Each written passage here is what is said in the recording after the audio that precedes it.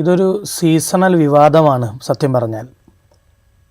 SSLC പരീക്ഷ കഴിഞ്ഞ് result വന്ന് എപ്പോൾ ഈ +1 ഏകജാലക പ്രവേശന നടപടികൾ ആരംഭിക്കുന്നുവോ, അലോട്ട്മെൻറ്റുകൾ വരുന്നുവോ അപ്പോഴുണ്ടാകുന്ന ഒരു വിഷയമായിട്ട് ഇത് മാറിക്കൊണ്ടിരിക്കുകയാണ്. അതാണ് നമ്മൾ കഴിഞ്ഞ വർഷങ്ങളിലൊക്കെ കാണുന്നത്. കഴിഞ്ഞ വർഷവും ചെയ്തത് മാർജിനൽ ഇൻക്രീസാണ്. അത് ഇത്തവണ കുറച്ച് നേരത്തെ പ്രഖ്യാപിച്ചു. പിന്നെ താൽക്കാലിക അധിക ബാച്ചുകൾ.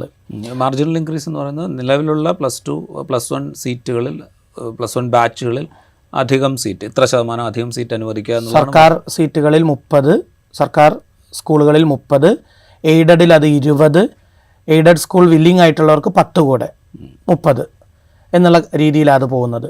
സ്ട്രെങ്ത് കൂടുന്നതിനനുസരിച്ച് നമുക്കറിയാം അതൊട്ടും സയൻറ്റിഫിക് അല്ല. ഖാദർ കമ്മിറ്റി റിപ്പോർട്ട് നമ്മുടെ മുന്നിലുണ്ട്. 40 സീറ്റ് എന്ന് പറഞ്ഞിട്ടുണ്ട്. കഴിഞ്ഞ വർഷം ഇതേ സർക്കാർ കോൺസ്റ്റിറ്റ്യൂട്ട് ചെയ്ത നമ്മുടെ ഒരു സമിതി ഉണ്ടായിരുന്നു. അത് തീർച്ചയായിട്ടും കാർത്തികേയൻ നായർ കമ്മിറ്റി റിപ്പോർട്ടിനകത്തും പറയുന്നത് ഈ പറഞ്ഞ 40 സീറ്റ് എന്നാണ് മനസ്സിലാക്കാൻ വേണ്ടി സാധിച്ചത്. ആ റിപ്പോർട്ട് ഇതുവരെ വെളിച്ചം കണ്ടിട്ടില്ല. അങ്ങനെയുള്ള സാഹചര്യത്തിലാണ് ഇപ്പോൾ വീണ്ടും ഒരു 2 അംഗ സമിതിയെ നിയോഗിച്ചിരിക്കുന്നത്. ഇനി ഇതാരും പഠിക്കേണ്ടത്, വിദഗ്ധർ പഠിക്കേണ്ട കാര്യമൊന്നുമില്ല. വകുപ്പിൻ്റെ കയ്യിൽ തന്നെ കണക്കുണ്ട്.